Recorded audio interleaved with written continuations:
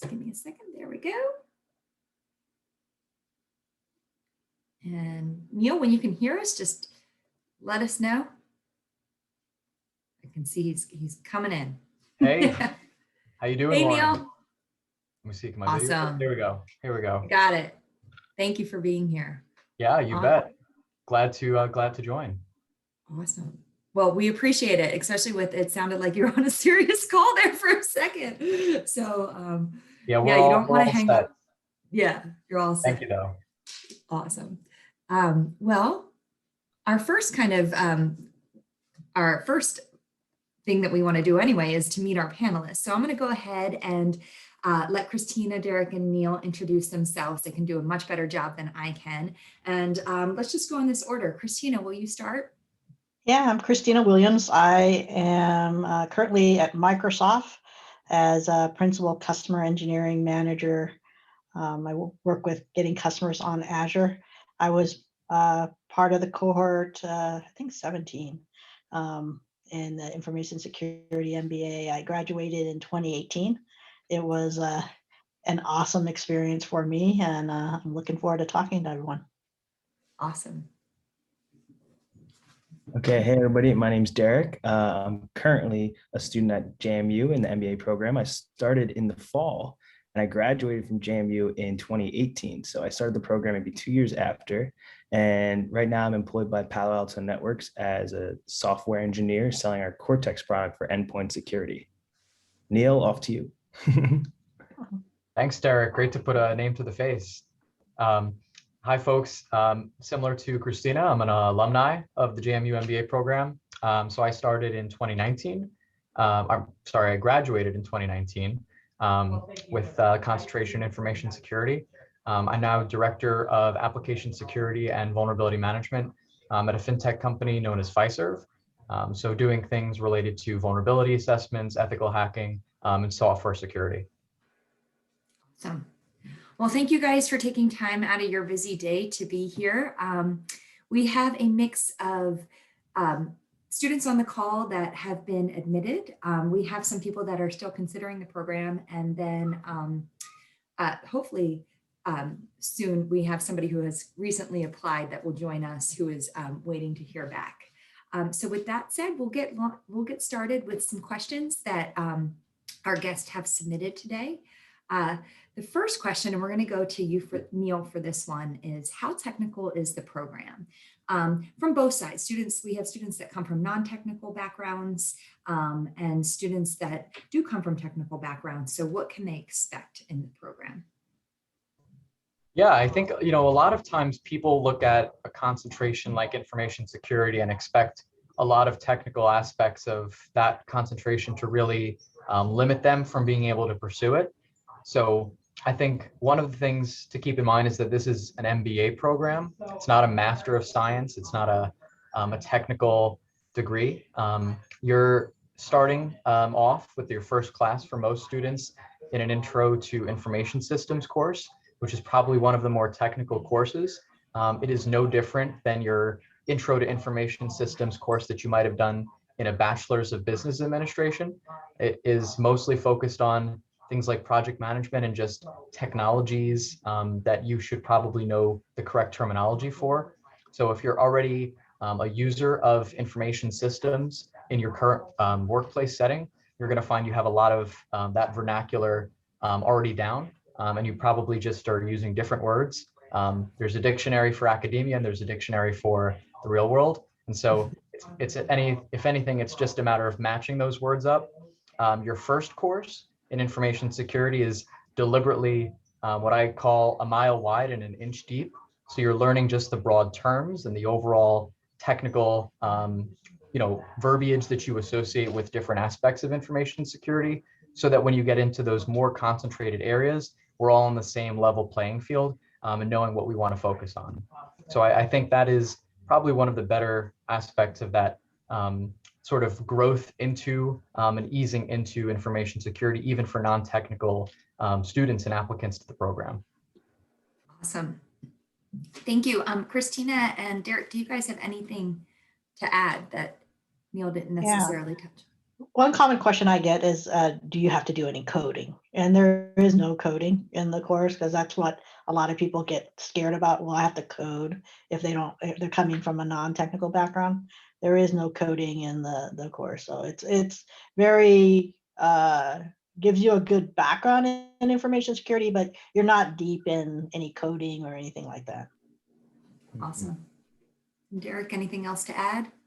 Yeah, I'll short and brief. The program right now that I'm in, there's probably around 28 of us, and I would say about 1/4 are super technical. 1/4 are, almost there, and the rest are like, I don't understand information security. I need to learn. That's why we're taking it.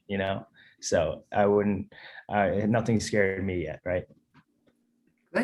Good answers. Actually, you kind of touched on the next one, Derek, and this one is I'm gonna kick it straight to you. Is what are the students like in the program currently in your cohort of 28?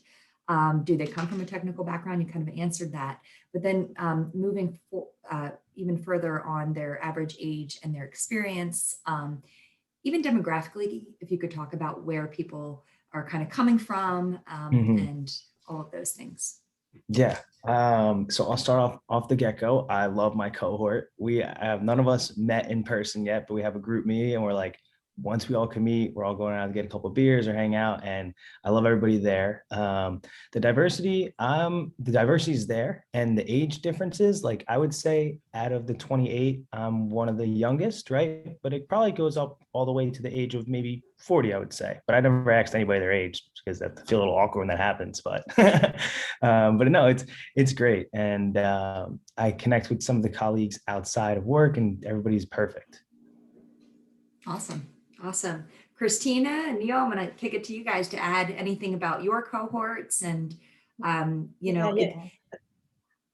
Go ahead. Yeah, the cohort, the ages are very varied in my cohort. There were a few that have been out of school for like 5 years or so or less. And then there's many that in the 20 plus years, more out of school range, definitely. And then good mix of probably one of the more technical cohorts. I think at the time we were probably maybe 60% more of it were pretty technical, but there was a 40% that were, hey, I'm, business backgrounds, completely not technical. And it was great because we all took the program structure that we took all the same courses the whole time. So it was a great opportunity to become friends and meet each other and work through. We even had the same groups the whole time, so we got to know each other and all those kind of things. So it was a diverse, great group of people to meet and go through the program with. Awesome. Yeah, I will definitely add that the small cohort size adds to this program in a big way. I think a lot of MBA programs are built on the people that you work with and you learn with over 2 or 3 years. Our program was no different. Sort of like Derek said, I think there's an appetite now for the current students to get together, probably because it's so foundational. Every time we would meet every 8 weeks in Tyson's Corner in Virginia, that would be our first get together objective. We're going to go chat on Friday night, maybe study for the exam coming up the next day or prepare for what we're going to be taking next. Our cohort, we're now a year and a half out. We still have a group chat on WhatsApp. We keep in touch pretty regularly. We're now all sort of pursuing our CISSPs at the same time, sharing information and collaborating on different resources. So that dynamic, I think, really helps pave the way for a longer term collaboration and relationship with your peers. Awesome. Great. Thank you, guys. Okay. Next up, we have, actually, the person who submitted this question is on the call today. So how has the MBA program helped you in your current position, mainly outcomes, for someone who's a little bit more tenured in their career? And Christina, you want to start us off on this one? Yeah, I think for an MBA, it really, because I actually graduated. My undergrad was in EE, so a very technical undergrad background. I ended up doing a bunch of business positions, executive business positions, but I I jokingly said I studied from the school of hard knocks. Had no business background, but I just ended up in those positions and just learned and did it. Getting my MBA later in my career really kind of helped me solidify the things I learned just from doing those positions. And even today, I think it just helps you as you lead, as your manager, to work with other teams in terms of developing those ways. And the technical pieces. I was at Cisco at the time when I was taking my MBA. I was developing information security software, essentially cybersecurity software, and just that background just helps, and it just builds on it. And I'm working with Azure and Microsoft today, so security is important. It's not the only part of my job anymore, but it's always an important component to helping customers. Awesome. Derek and Neil, do you guys have anything to add? Neil, you want to start off? I know I'm very young into the program, right? I haven't completed the MBA program, right? I'm still in the fundamental classes. We only taken the first like in-depth class where it was kind of like an intro to CISSP. And I was like, wow, okay, I'm ready for the concrete classes at the end of the semester and I'm ready to go. But I can't add as much as I would like to add to this topic. I'm sorry. Love your honesty. Thank you. I was going to say, Derek's probably got a good perspective working in a company like Palo Alto, but, he's on his way with that right now. Lauren, I think when I graduated with the MBA, it wasn't this immediate, like, now I can manage, right? It was really an ongoing process over 2 or 3 years where my boss would tell you, I think changed a lot in those 2 or 3 years because of each individual class and because of how each of those different courses directly related to what I was doing. At the time, I was a manager at a company called First Data, which is a fintech company that is now part of the broader Fiserv family.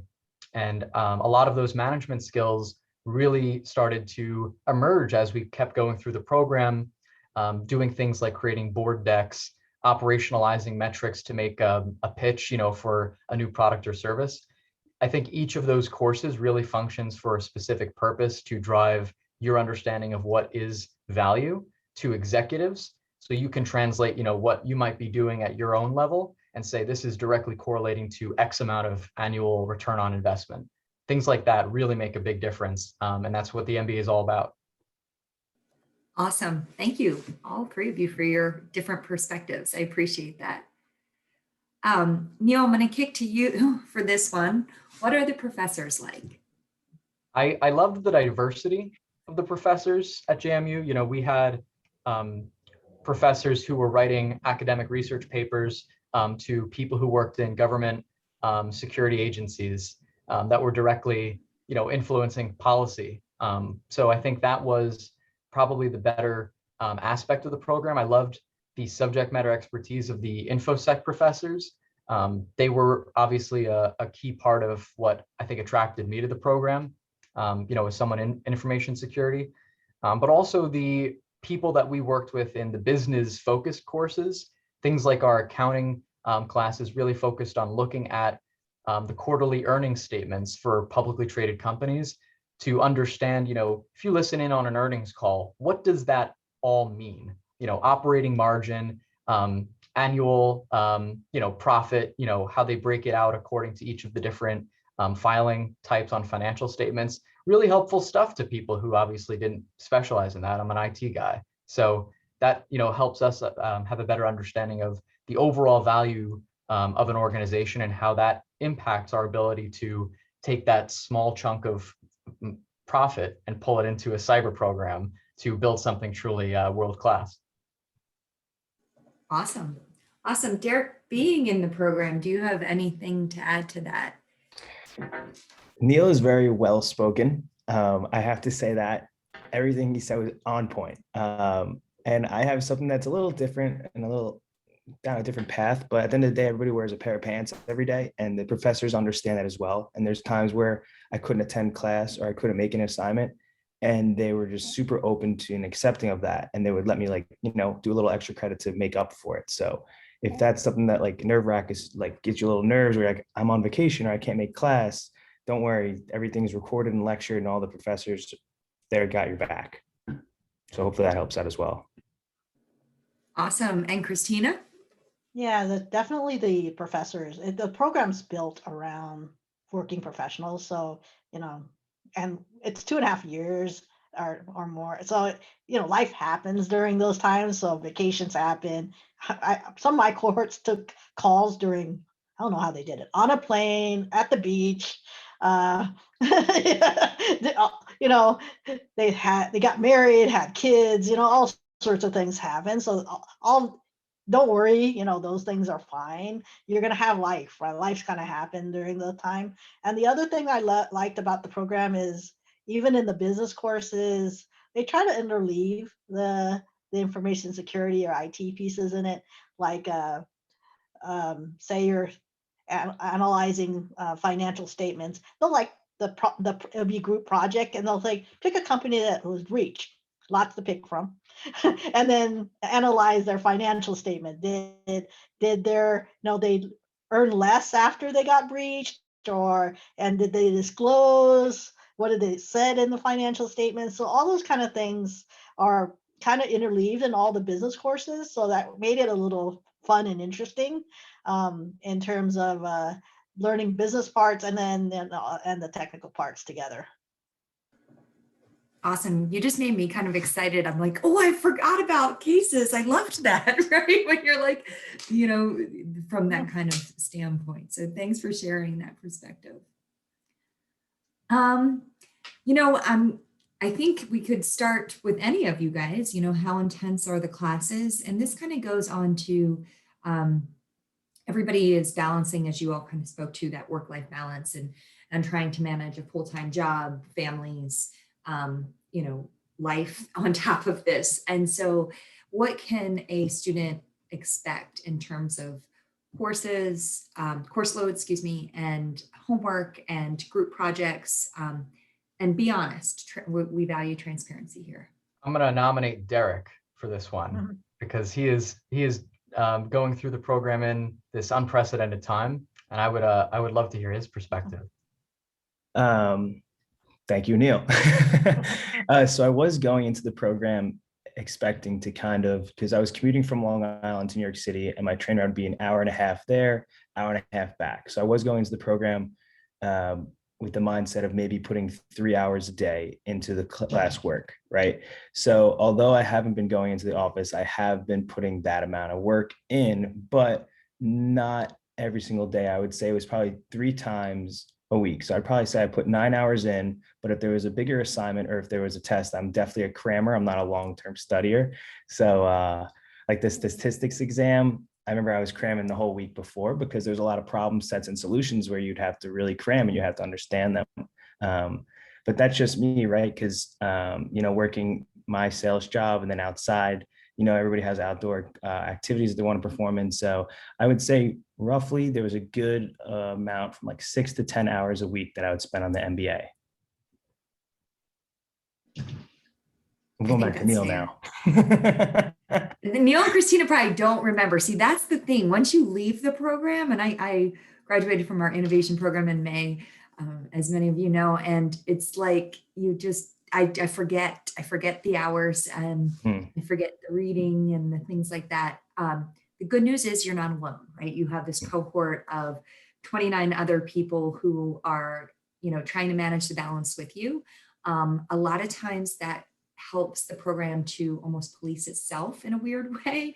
If you feel like you're overwhelmed, you're not alone. So oftentimes you reach out, whether it's GroupMe or WhatsApp, to other members of your cohort, and everybody's like, oh, I felt that way too, or that was really heavy, or that was too much reading, or I didn't understand that concept. And so that group voice, then you can talk to the professors or people, they wear pants. I like that statement as well, while it is definitely an MBA and there is some rigor, it's not for everybody. That's why not everybody has their MBA. It is a program designed with the working full-time professional in mind. What comes to mind is, I think we sort of hinted at this, right? But the cohorts are deliberately built around groups for the information security program. So, you have a group of 4 that you can have a sort of isolated group chat with and strategize on your projects for that particular class. And then you also have like a wider group chat that you probably will end up having out of necessity, right? That you can hear all of our different experiences all saying the same thing about having these relationships with our fellow classmates, because it emerged out of necessity to talk about how do we best strategically tackle the next course, right? The good thing is you take one class at a time. So keep that in mind. You're only balancing one class, one textbook, one reading assignment per 8-week period. So it's not like you're trying to do 2 different things on weekends. You've got one objective. And I always appreciated that about this program. So instead of you having to choose which one you're focusing on, you always were laser focused on just what is the weekly assignment for this one professor. So every time there was a new class, you just sort of had to read the syllabus, get a feel for the rhythm, and then within the first week or 2, you're already set. And then for the next month and a half or so, you're just basically rinse and repeating. And that working sort of rhythm with your cohort enables you to all collectively share feedback and resources about how you're mastering that task of the month, and how you're tackling this particular professor's method of grading assignments or reading assignments, so you can improve and you can stay on track with everyone else. Well said. Thank you. Yeah, so it is a group. The group format actually helps. That it is an MBA program. What I would say, the advantage of how the program's laid out is you're all taking the one class, as Neil is saying, and because you have, I don't know, in my cohort, we pretty much stayed in the same group for all the group projects the whole time. So through that, what happened was, depending on what's going on in your life or your work at the time, we kind of helped each other through the rough periods. And there were probably some classes I did a bunch of things, so because maybe it was an area that was catered to me better or whatever, or I had time. Whereas other times, I think my teammates, group mates helped me because I was going through a lot of deadlines at work or things like that. So the intensity of the class, it is an MBA, but because of the format and how we work together, it wasn't that bad. It was definitely manageable. Well, that was really awesome, guys. I think that you hit most of the questions. There we go. There's our final slide. I appreciate you going with me with the Star Wars theme today. I love this week because today's May the 4th and then tomorrow's Cinco de Mayo. So it's like a lot of reasons to celebrate. Thank you again to all of our panelists. You guys are awesome and really the heartbeat of the program. And I am so grateful that you are here today. All of those prospective students on the call, you'll be hearing from me. I will be sending you, if you haven't already gotten it, an application fee waiver for joining us today. And if you have any further questions, please feel free to reach out. Christina is actually one of our ambassadors, and on our website, there's a spot where you can schedule a call with her. And Derek and Neil have taken plenty of calls from prospective students, and I'm going to speak for them and say they would probably be happy to talk to you as well. So thank you guys so much, and everybody have a great Tuesday afternoon and happy Star Wars Day. May the 4th be with you, Lauren. Thanks, everyone. Yeah. Bye, everybody. Bye, guys. Bye, everyone. Bye, everyone.